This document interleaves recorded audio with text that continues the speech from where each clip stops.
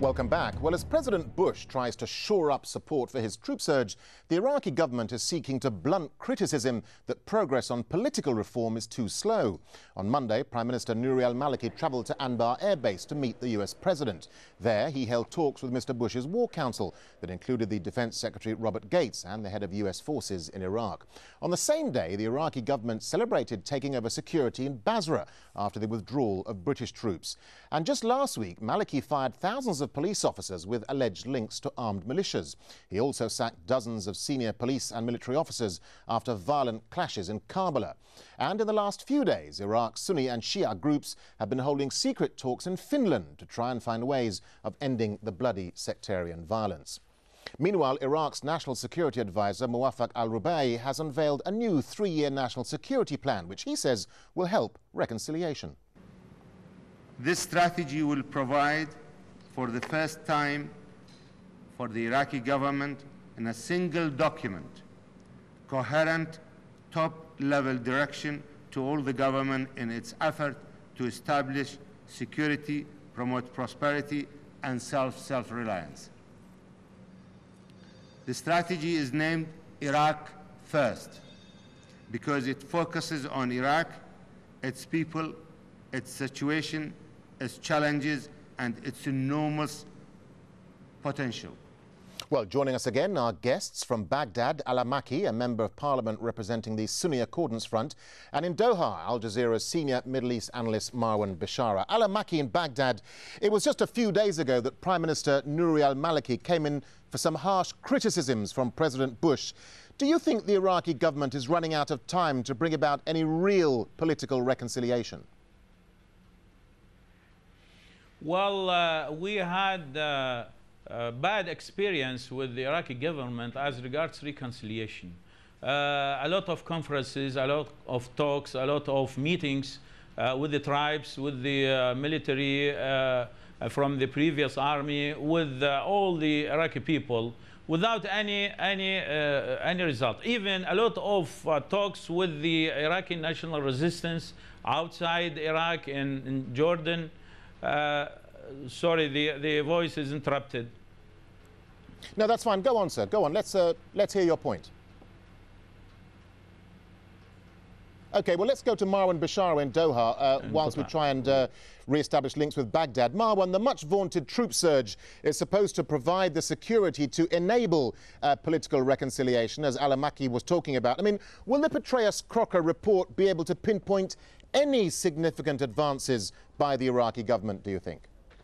Darren, just so that our viewers around the world would remember where did the idea of the surge came about in order to pave the way for reconciliation, one must bear in mind two things. First of all, this came at the backdrop of the so-called Baker-Hamilton Commission's recommendations. And those recommendations stated clearly that should be not a surge, but a withdrawal from Iraq in order to bring in the regional players as well as the local, domestic, internal players to pave the way for reconciliations. President Bush chose exactly the opposite way. He chose to surge the troops in order, presumably, to allow protection of the Iraqi people in order to pave the way for reconciliation. But what we saw in the last month, in the month of July, or in the last 6 months, was a spike of violence, more dead Iraqis, in fact, in Iraq than the previous months, more in the last 6 months than the 6 months before. So, in fact, in terms of violence against Iraqis, there has been a surge, and that's why I think political reconciliation is going to be far off, except in the declaration of Iraqi and American officials. Al-Maki in Baghdad, let me bring you back in here. How effective do you think your Sunni bloc can be in making a difference to the political landscape in Iraq?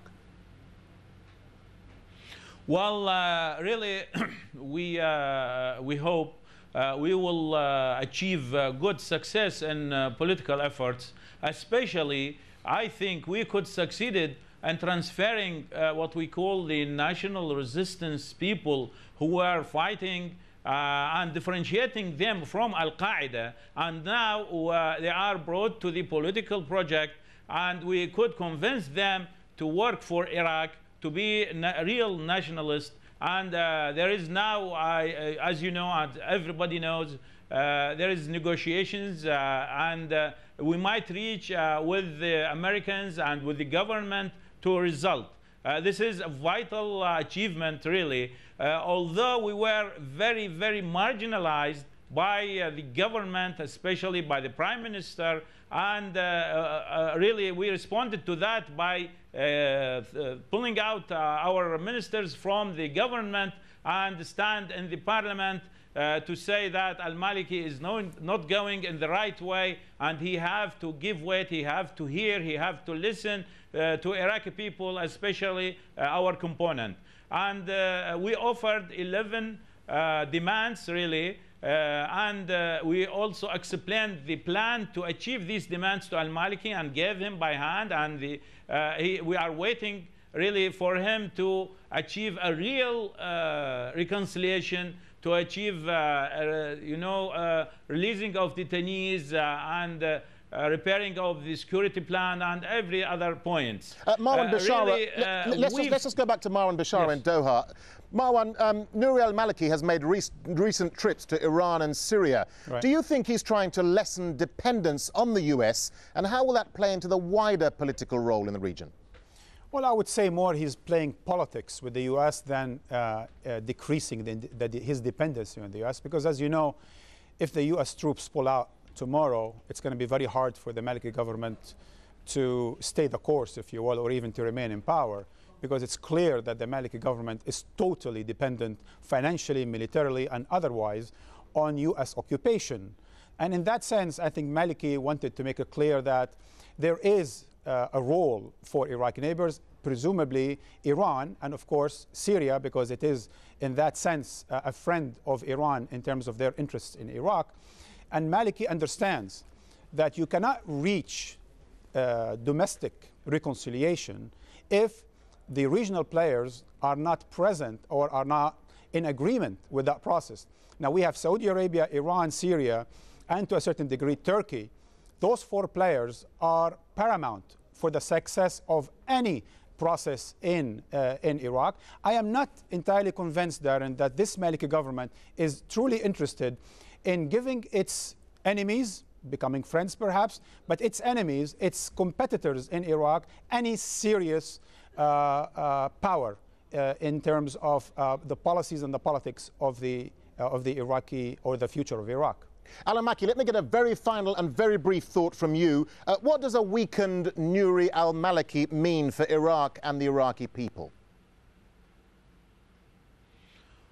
Well, really, I told you, al-Maliki, if he stays as such without mobilization of the political process, and if he doesn't change his attitude and try to be more flexible and to really achieve what Iraqi people want from him, I think he will not succeed, and he will stay with this all disturbance of the political state and the security state. Okay, gentlemen, we have to leave it there. Al-Maliki in Baghdad and Marwan Bishara in Doha. Thank you very much indeed for your time. And thank you so much for joining us here on this edition of Inside Story. We welcome your comments and suggestions. Please email them to us at insidestory@aljazeera.net. From the whole team here, goodbye for now.